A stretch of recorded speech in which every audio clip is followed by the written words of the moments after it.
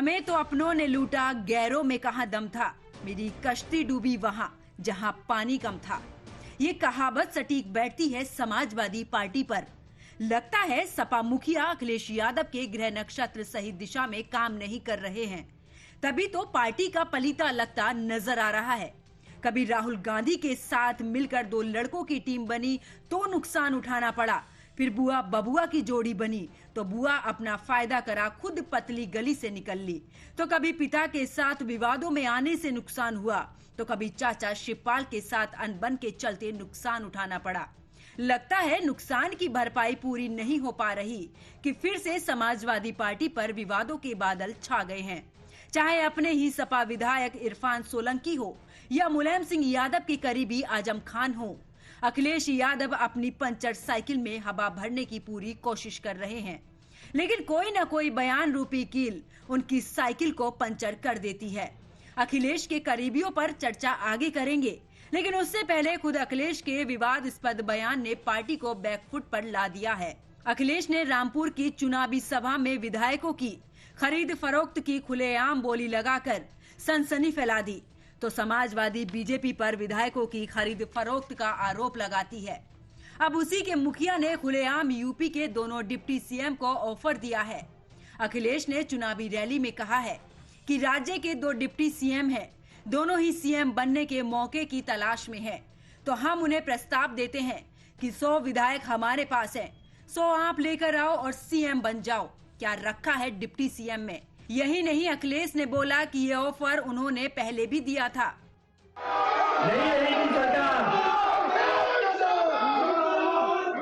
और ये बात मैं यूं ही नहीं कहता हूँ। ये जो 2 डिप्टी सीएम घूम रहे हैं, आपने देखा होगा जगह जगह आ रहे हैं, वो कहते हैं हम लोग माफिया हैं, हम लोग अपराधी कहते हैं। वो दोनों इस चक्कर में कि कब मुख्यमंत्री बन जाए। मैंने पहले भी ऑफर दिया, मैं आदरणीय आजम खान साहब से कहता हूं कि रामपुर से भी ऑफर देके जा रहा हूं मैं, लाओ अपने 100 विधायक, हम 100 विधायक आपके साथ तैयार है, सरकार बना लो और मुख्यमंत्री बन जाओ। अखिलेश के विवादित बोल के बाद पलटवार करते हुए उत्तर प्रदेश के उप मुख्यमंत्री ब्रजेश पाठक और केशव प्रसाद मौर्य ने भी अखिलेश यादव को आड़े हाथ लिया है। अगर तनिक भी नैतिकता होगी, दोबारा कभी इस प्रकार की बात नहीं करेंगे। वो अपनी समाजवादी पार्टी समझते हैं जो इसमें टूट फूट, कोई विचारधारा नहीं, कोई नैतिकता नहीं, कोई शर्म नहीं, कोई लिहाज नहीं। हमारे यहाँ एक विचारधारा के आधार पर हम काम करते हैं, सत्ता के लिए, पद के लिए नहीं, पदलोलुप नहीं है। हम भारत माँ की सेवा, समाज की सेवा करने वाले लोग हैं। उनको इस प्रकार का ऑफर एक बार और एक किसी चैनल से बात करते हुए उन्होंने कहा था, मैंने कहा ऐसे लोगों का ऑफर मैं ठुकराता हूं। 5 वर्ष से अधिक बीत गया है, दोबारा सरकार 37 वर्षों के बाद रिपीट हुई है। विपक्ष एक भी आरोप अभी हमारे ऊपर नहीं लगा पाया है। इसका मतलब है भारतीय जनता पार्टी की सरकार शुचिता के साथ, पूरी मेहनत और लगन के साथ काम कर रही है। ये केवल समाजवादी पार्टी का, अखिलेश यादव का फ्रस्ट्रेशन है। आने वाले दिनों में आप देखेंगे कि तीनों विधानसभा जो उपचुनाव हो रहे हैं, एक लोकसभा का उपचुनाव है, 2 विधानसभा का उपचुनाव है, तीनों जगह भारतीय जनता पार्टी की प्रत्याशी प्रचंड बहुमत से जीतने वाले हैं। अब जब खुद पार्टी के मुखिया जी विवादों को जन्म दे रहे हैं, तो भला उनके नेता कैसे पीछे हटते। रस्सी जल गई लेकिन बल नहीं गया, ये कहावत सपा नेता मोहम्मद आजम खान पर बिल्कुल फिट बैठती है। अक्सर अपनी बदजुबानी के चलते खासकर महिलाओं को लेकर करीब 80 मुकदमे झेल रहे आजम को सजा हो गई, 2 साल जेल की हवा खानी पड़ी, विधानसभा की सदस्यता भी चली गई, लेकिन इसके बाद भी उनका चरित्र नहीं बदला। अब फिर से आजम खान ने महिलाओं पर अभद्र टिप्पणी कर दी, आ बैल मुझे मार वाली कहावत सिद्ध कर दी। रामपुर में ही 29 नवंबर को उपचुनाव में सपा के प्रत्याशी असीम रजा की जनसभा में आजम खान ने महिलाओं के प्रति अभद्र शब्द कहे थे, जिसको लेकर 2 महिलाओं ने सपा नेता आजम खान के खिलाफ केस दर्ज कराया है। अब सुनवाते हैं आजम खान का बयान, जिसमें उन्होंने कहा था, मैं पिछली 4 सरकारों में मंत्री था और अगर मैं पावर का उपयोग करता तो आज जन्मे बच्चे अपनी माँ से पूछते कि माँ आजम खान से पूछो कि जन्म लेना है कि नहीं। जो आज तुम्हारे और हमारे साथ हुआ है, 4 सरकारों में अगर मैंने ऐसा किया होता तो बच्चों तुम्हारी मुस्कुराहटों की कसम खाकर कहता हूं बच्चा मां के पेट से पैदा होने से पहले ये पूछता, ये पूछ लो आजम खां से बाहर निकलना भी है। अब बात करते हैं अखिलेश के करीबी सपा विधायक भगोड़े इरफान सोलंकी की।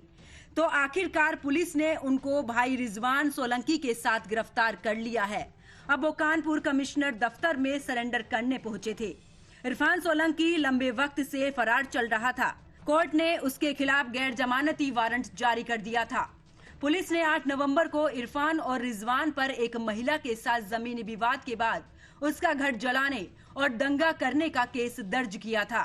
ये केस कानपुर के जाजमऊ की नजीर फातिमा की शिकायत के आधार पर दर्ज किया गया था। विधायक और उसके भाई ने उसकी करीब 200 वर्ग गज जमीन हड़प ली थी और घर में आगजनी की थी।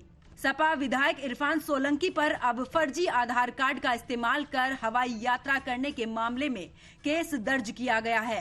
पुलिस का दावा है कि नकली नाम से दिल्ली और मुंबई में हवाई यात्रा की थी।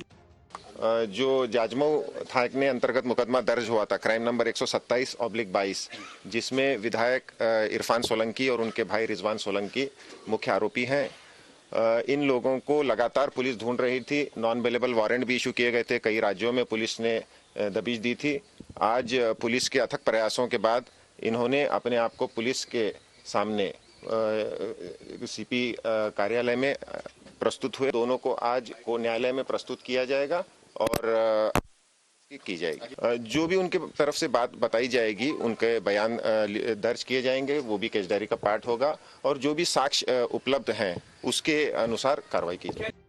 समाजवादी पार्टी जहां दलितों और महिलाओं की हितैषी बनने का ढिंडोरा पीटती है, वहीं उनके खुद के नेता ही ये सोचने पर मजबूर कर देते हैं क्या वाकई उनके नेता महिलाओं का सम्मान करते हैं या फिर दूसरों पर कीचड़ उछालते उछालते खुद ही कीचड़ में जा धंसे हैं। सपा मुखिया सहित उनके तमाम नेताओं के बयान और सपा की हालिया स्थिति यही साबित कर रही है। बर्बाद गुलिस्तान करने की बस एक ही उल्लू काफी है। हर शाख पे उल्लू बैठा है, अंजाम गुलिस्तान क्या होगा। रामपुर से नदीम मियां के साथ Pooja Upadhyay, bureau report, news watch India.